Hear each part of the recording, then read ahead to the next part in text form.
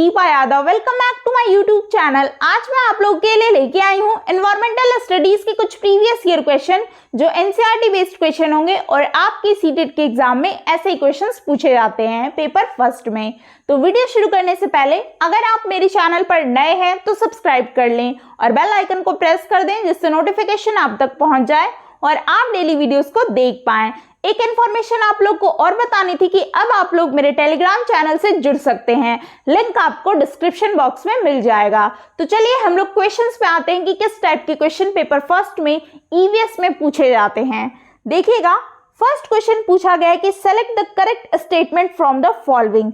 निम्नलिखित में से सही कथन चुनिए। ये सारे स्टेटमेंट दिए गए हैं, आपको करेक्ट आंसर बताना है। ऑप्शन ए है Goa and Puducherry both are on the Arabian sea coast, मतलब कि गोवा और पुदुचेरी दोनों अरब सागर के तटवर्ती हैं।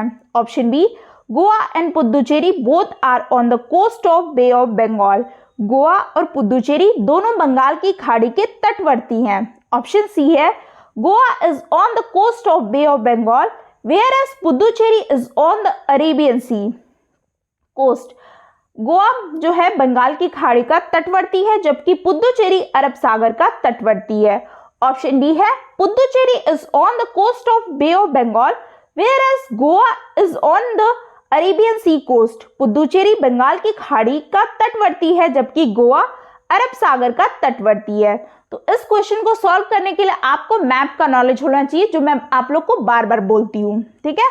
तो इस क्वेश्चन का जो आंसर होगा ना, ये जो सारे स्टेटमेंट दिए गए हैं उसमें से आपका स्टेटमेंट डी जो है करेक्ट आंसर होगा, ठीक है। जो पुदुचेरी है वो बंगाल की खाड़ी का तटवर्ती और केंद्र शासित प्रदेश है जबकि गोवा अरब सागर का तटवर्ती है। तो इसलिए इस क्वेश्चन का आंसर ऑप्शन नंबर डी हो जाएगा। कुछ एडिशनल इंफॉर्मेशन भी जान लीजिए आप लोग मैप के थ्रू। मैंने मैप इसीलिए रखा है आपको समझने के लिए। सबसे पहले आप देखेंगे कि पुदुचेरी कहाँ पे, पुदुचेरी यहाँ पे है और गोवा यहाँ पे है, ठीक है। मैंने अभी आपको बताया था कि पुदुचेरी बंगाल की खाड़ी के तटवर्ती क्षेत्र, ये देखिए बे ऑफ बंगाल लिखा है ना यहाँ पे, कि बंगाल की खाड़ी के तटवर्ती केंद्र शासित प्रदेश है और गोवा आपका क्या है, अरेबियन सी, मतलब अरब सागर का तटवर्ती राज्य है। तो कुछ आप इसके अलावा भी बंगाल की खाड़ी से लगे अन्य राज्य जो हैं भारतीय राज्य या केंद्र शासित प्रदेश देख लीजिए। देखिए, सबसे पहले वेस्ट बंगाल, फिर उड़ीसा है, उसके बाद आंध्र प्रदेश, तमिलनाडु, अंडमान निकोबार, ये सब क्या है, आपके बंगाल की खाड़ी से लगे अन्य राज्य हैं। और नेक्स्ट इधर आप देख लीजिए कि अरब सागर के तट के साथ लगे जो अन्य राज्य हैं उनको भी देख लीजिए। इस साइड अरेबियन सी के पास सबसे पहले गुजरात हो जाएगा, उसके बाद महाराष्ट्र, कर्नाटक और केरल और लक्षद्वीप है और दादर नागर हवेली है। ये सारे जो आपको भारतीय राज्य दिख रहे हैं केंद्र शासित प्रदेश, ये क्या है, अरब सागर के तट के साथ लगे हुए हैं, तटवर्ती क्षेत्र है। तो ये आपने जान लिया। तो इस तरीके से क्वेश्चन आपके बनते हैं आपके एग्जाम में। 2 से 3 क्वेश्चन आपके मैप से रिलेटेड क्वेश्चंस पूछे जाते हैं, डायरेक्शन से भी क्वेश्चंस आते हैं, ठीक है। तो आप लोग ऐसे क्वेश्चन तैयार कर लीजिएगा। नेक्स्ट क्वेश्चन है, पूछा गया कि amongst the following which group of state of India have oil fields. निम्नलिखित में से भारत के राज्य के किस समूह में तेल क्षेत्र है। Option A Assam, Gujarat, Maharashtra, Andhra Pradesh. Option B Uttar Pradesh, Gujarat, Maharashtra, Andhra Pradesh. Option C है अरुणाचल प्रदेश, उत्तर प्रदेश, गुजरात, असम। Option D Tamil Nadu, Gujarat, Maharashtra, Andhra Pradesh. तो इस क्वेश्चन का जो आंसर होगा ऑप्शन नंबर ए होगा, ठीक है। ए असम, गुजरात, महाराष्ट्र, आंध्र प्रदेश भारत के राज्यों के ऐसे समूह हैं जहां पर क्या है, तेल क्षेत्र, मतलब तेल क्षेत्र पाया जाता है। तो ऑप्शन ए करेक्ट आंसर हो जाएगा इस क्वेश्चन का। नेक्स्ट क्वेश्चन है, ये भी स्टेटमेंट वाले क्वेश्चन है कि consider the following statement description regarding the housing pattern, मतलब कि घरों के विषय में निम्नलिखित कथनों वर्णों पर विचार कीजिए। ये सारा स्टेटमेंट दिए गया है, आपको यहाँ से ऑप्शन चूज करने और करेक्ट आंसर बताने हैं।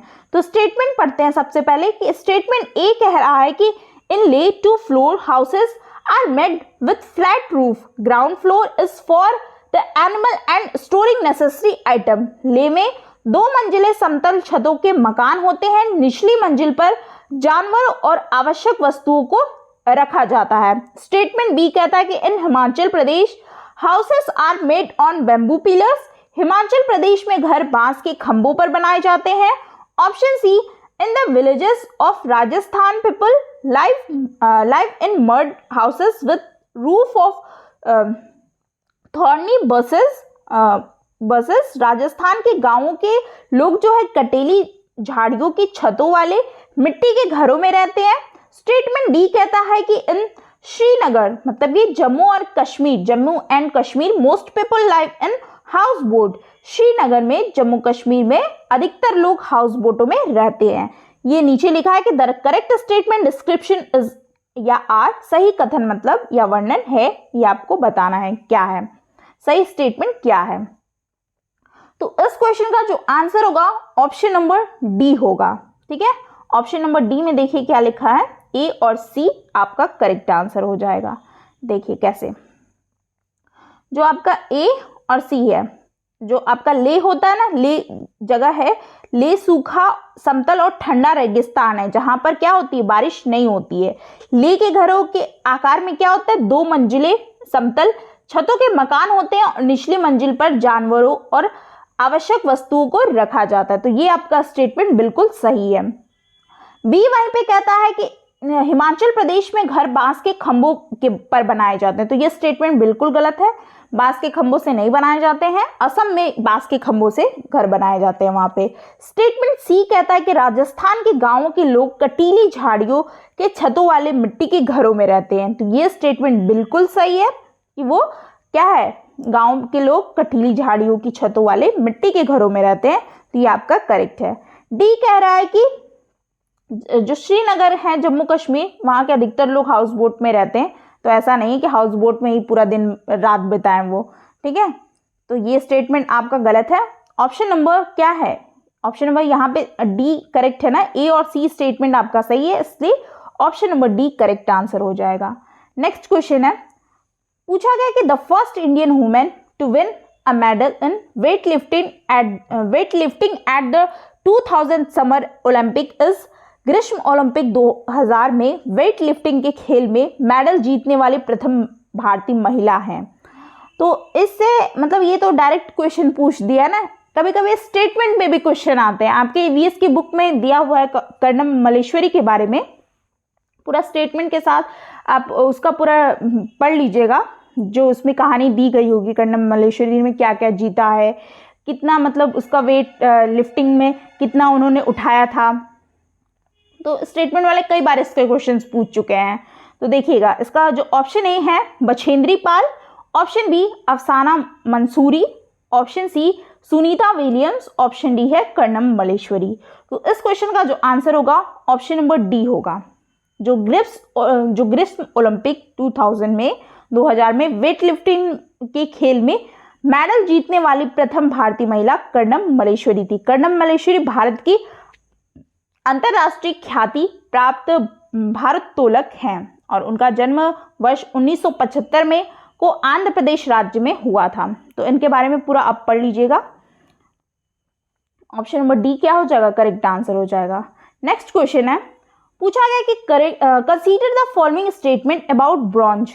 ब्रॉन्ज मतलब कि कांसा के विषय में निम्नलिखित कथनों पर विचार कीजिए। ये सारे स्टेटमेंट दिए गए हैं, आपको करेक्ट आंसर बताना है यहाँ से। तो देखिए, स्टेटमेंट ए कहता है कि tribal people have been using bronze since thousand of year. आदिवासी लोग हजारों साल पहले से ब्रॉन्ज का उपयोग करते रहे हैं। स्टेटमेंट बी कहता है कि the colour of bronze is shining yellow. जो ब्रॉन्ज का रंग है वो चमकीला पीला होता है।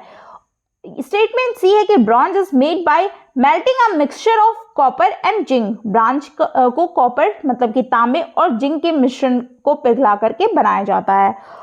स्टेटमेंट डी कहता है कि the elements metal used in making bronze was obtained from deep mines. Bronze को बनाने का उपयोग किए जाने वाले तत्व जो धातु होते हैं वो गहरी खानों से प्राप्त किए जाते हैं। नीचे दिया है कि द करेक्ट स्टेटमेंट, सही कथन क्या है, ये आपको बताना है यहां से। तो इस क्वेश्चन का जो आंसर होगा ऑप्शन नंबर सी होगा।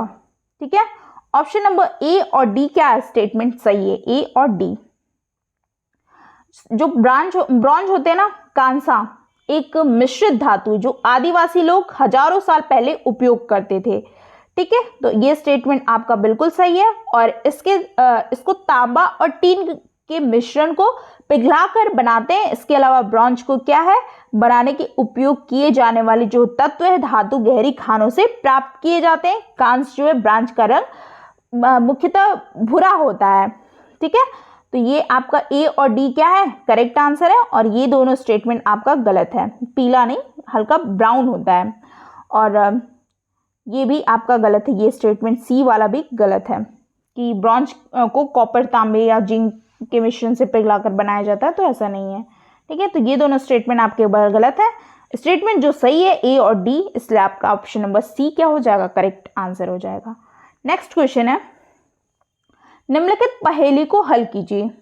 इस तरीके के क्वेश्चन आपके मतलब बुक में आपके दिए हैं पहेली सुलझाने के लिए, तो वही उससे भी क्वेश्चंस देखे बना दे रहे हैं सीटेट के एग्जाम में कि रंग सलेटी पंजे गुलाबी, गुटर गु करता हूँ, दिन भर शोर मचाता हूँ, घरों में अपना घर बनाता हूँ, बोलो क्या कहलाता हूँ। इसका हल है, इसका हल आपको बताना है। ऑप्शन ए है फाख्ता, ऑप्शन बी कोयल, ऑप्शन सी पिजन कबूतर, ऑप्शन डी बरबेट मतलब कि बसंत गौरी। तो इस क्वेश्चन का आंसर जो होगा ऑप्शन नंबर सी होगा, पिजन मतलब कि कबूतर है। ये जो पहेली है ना, इसका सही जो आंसर होगा वो कबूतर होगा। कबूतर ही ऐसे करती है ना, गुटुरगु की आवाज करती है। और कबूतर एक ऐसा पक्षी है जो मनुष्यों के घरों में ही अपने घोंसले का निर्माण करती है। और जबकि कोयल जो है वो अपने घोंसले का निर्माण न करके वो क्या है, कौवे के घोंसले में अंडे देती है। और इसके अलावा फाख्ता जो है, फाख्ता ये कहाँ पे अंडे देता है, ये आप लोगों को पता है? ये आप लोग मेरे को कमेंट बॉक्स में बताएंगे। मैंने, अगर आप लोगों ने मेरी थ्योरी वाली क्लास नहीं देखी है ईवीएस की, मैंने उसमें सब कुछ बताया हुआ है। जिन लोगों ने नहीं देखी है उसकी प्लेलिस्ट बनी हुई है, आप ज़रूर जाके मेरे चैनल पे विजिट करिए और इसको देखिए पूरा। और इस क्वेश्चन का मतलब मैंने जो पूछा है कि फाख्ता कहाँ अंडे देती है और कहाँ रहती है, तो वो आपको बताना है कमेंट बॉक्स में। और इस क्वेश्चन का आंसर ऑप्शन नंबर सी था, कबूतर। नेक्स्ट क्वेश्चन देखिएगा, पूछा गया कि consider the following statement about Honey बीज एंड बीव्स, मतलब कि मधुमक्खियों और उनके छतों के विषय में निम्नलिखित कथनों पर विचार कीजिए। ये सारे स्टेटमेंट दिए गए मधुमक्खियों के बारे में और आपको करेक्ट आंसर बताना है। स्टेटमेंट ये कहता है कि there are only a few male honey bees in अ बीव्स, मतलब कि किसी शहद के छत्ते में केवल कुछ ही नर मधुमक्खियां होती हैं। स्टेटमेंट बी कहता है कि a beehive has only one queen bee that lays eggs, मतलब किसी किसी छत्ते में केवल एक रानी मक्खी होती है जो अंडे देती है। ऑप्शन सी कि male bees are very important for making beehives होगा। ठीक है, यहाँ पे छूट गया है। छत्ते बनाने के लिए नर मधुमक्खियां जो होती हैं बहुत महत्वपूर्ण होती हैं। स्टेटमेंट डी कहता है कि male bees fly around flowers in search of nectar and the female bees collect nectar from flower for honey, मतलब कि नर मधुमक्खियां रस की खोज में फूलों के चारों ओर नाचती हैं और मादा मधुमक्खियां फूलों के शहद के लिए रस एकत्रित करती हैं। द करेक्ट स्टेटमेंट आर, इनमें से सही कथन क्या है आपको बताना है यहाँ से। तो इस क्वेश्चन का जो आंसर होगा ऑप्शन नंबर ए होगा। ए बी क्या है, ओनली सही स्टेटमेंट है। ठीक है, देखिए मधुमक्खियां जो होती है ना, मधुमक्खियों के छत्ते में केवल कुछ ही नर क्या होते हैं, मधुमक्खियां होती हैं जो मक्खी के छत्ते के लिए कुछ खास काम नहीं करती हैं। ये मतलब अनयूजफुल है। ठीक है, तो ये स्टेटमेंट आपका बिल्कुल सही है कि हर छत्ते में एक रानी मधुमक्खी होती है और बहुत सी काम करने वाली मक्खियां भी होती हैं जो दिन भर क्या है, शहद के लिए रस एकत्रित करती रहती हैं। तो ये स्टेटमेंट भी आपका सही है। और जो दिन भर शहद के लिए रस एकत्रित करती रहती है ना, आपको मैंने अभी बताया कि ये शहद के लिए फूलों का रस ढूंढती हैं। इसके अलावा लीची के फूल मधुमक्खियों को अधिक लुभाते हैं, तो मधुमक्खियों के अंडे देने का सबसे अच्छा समय क्या होता है? अक्टूबर और दिसंबर के बीच होता है। ठीक है, तो ये आपने दो चीज़ और इम्पोर्टेंट जान ली। और तो यहाँ पे दिया ना कि छत्ते बनाने के लिए नर मधुमक्खियाँ बहुत ही महत्वपूर्ण है, तो ये स्टेटमेंट आपका गलत है। ऑप्शन डी है, ये स्टेटमेंट डी कह रहा है कि नर मधुमक्खियाँ रस की खोज करती है, फूलों के चारों ओर नाचती हैं, ऐसा कुछ है। तो ये नर मधुमक्खी जो होती है ना, वो कोई काम की नहीं होती है एक तरीके से देखा जाए तो ये स्टेटमेंट भी आपका गलत है। तो ये दोनों स्टेटमेंट आपके सी और डी गलत है। ऑप्शन नंबर जो करेक्ट होगा, ऑप्शन नंबर ए करेक्ट हो जाए। ए बी आपका स्टेटमेंट सही है, इसलिए option number A correct answer हो जाएगा। आप अगर ईवीएस की बुक पढ़े होंगे अच्छे से तो आप स्टेटमेंट वाले क्वेश्चन आसानी से कर पाएंगे। नेक्स्ट क्वेश्चन है, पूछा गया है कि the percentage of fresh water available on the earth is, पृथ्वी पर उपलब्ध ताजे जल का प्रतिशत है, ये आपको बताना। ऑप्शन ए 1.2%, ऑप्शन बी है 5.2%, ऑप्शन सी 2.7%, ऑप्शन डी है 3.2%। तो इसका करेक्ट आंसर होगा ऑप्शन नंबर सी 2.7%। पृथ्वी पर उपलब्ध ताजे जल का जो प्रतिशत है वो 2.7 है, और इसके अलावा जो है 97.3% जल महासागरों में है जो खारा है। धरातल पर गिरने वाले जो जल का लगभग 59% जो भाग महासागरों एवं अन्य स्थानों से वाष्पीकरण के द्वारा वायुमंडल में चला जाता है। ठीक है, तो पृथ्वी पर उपलब्ध ताजे जल का प्रतिशत क्या है? 2.7% है। नेक्स्ट क्वेश्चन है, पूछा गया कि valley of flowers national park is located in which state, किस राज्य में फूलों की घाटी राष्ट्रीय उद्यान स्थित है, ये आपको बताना है। ऑप्शन ए है Uttar Pradesh, option B Uttarakhand, option C Kerala, option D है कर्नाटक। तो इस क्वेश्चन का जो आंसर होगा ऑप्शन नंबर बी होगा, उत्तराखंड। फूलों की घाटी राष्ट्रीय उद्यान उत्तराखंड राज्य के चमोली जिले में स्थित है, जो वन्य जीवों के संरक्षण के लिए प्रसिद्ध है, और इसे यूनेस्को ने बायोस्फीयर नेटवर्क में 2005 में शामिल किया गया था। इसके अलावा शांत घाटी जो जैव विविधता हेतु प्रसिद्ध है ना, जो केरल में है, और यह केरल राज्य में क्या है, पलक्कड़ जिले में नीलगिरी की पहाड़ियों पर स्थित है। तो मैंने आपको दो क्वेश्चन इस क्वेश्चन से मैंने दो क्वेश्चन आपको बता दिए, दो क्वेश्चन तैयार करवा दिए। तो इस क्वेश्चन का आंसर है हो जाएगा ऑप्शन नंबर बी, जो फूलों की घाटी राष्ट्रीय उद्यान है वो कहाँ स्थित है? उत्तराखंड में है। नेक्स्ट क्वेश्चन है, पूछा गया कि which is the major component of CNG, CNG का मुख्य संगठन क्या है, संगठक क्या है? तो ऑप्शन ए है ethane, option B propane, option C butane, option D methane. इस क्वेश्चन का आंसर ऑप्शन नंबर डी होगा, मेथेन। सीएनजी का मुख्य संगठन मेथेन है। सीएनजी में मेथेन की मात्रा जो होती है वो 80 से 90% होती है। क्या होती है? 80 से 90% होती है। और सीएनजी का फुल नेम जो होता है, पूरा नाम, वो कंप्रेस्ड नेचुरल गैस होता है, हिंदी में संपीड़ित प्राकृतिक गैस है। सीएनजी का प्रयोग वाहनों में ईंधनों के रूप में किया जाता है, और इससे क्या होता है? वायु प्रदूषण नहीं होता है। तो इस क्वेश्चन का जो आंसर होगा ऑप्शन नंबर डी हो जाएगा। नेक्स्ट क्वेश्चन देखिएगा, पूछा गया कि select from the following a pair of disease caused या स्प्रेड बाय मॉस्किटोज, निम्नलिखित में से मच्छरों द्वारा फैलने या होने वाले दो रोगों के युगल जोड़े को चुनिए। ये आपको दिया हुआ है, ऑप्शंस आपको करेक्ट आंसर बताना है। Option C malaria and dengue, malaria और dengue. Option B cholera and chikungunya, option C cholera और मलेरिया जिसको हैजा और मलेरिया बोलते हैं, option D chikungunya and typhoid, chikungunya और म्यादी बुखार।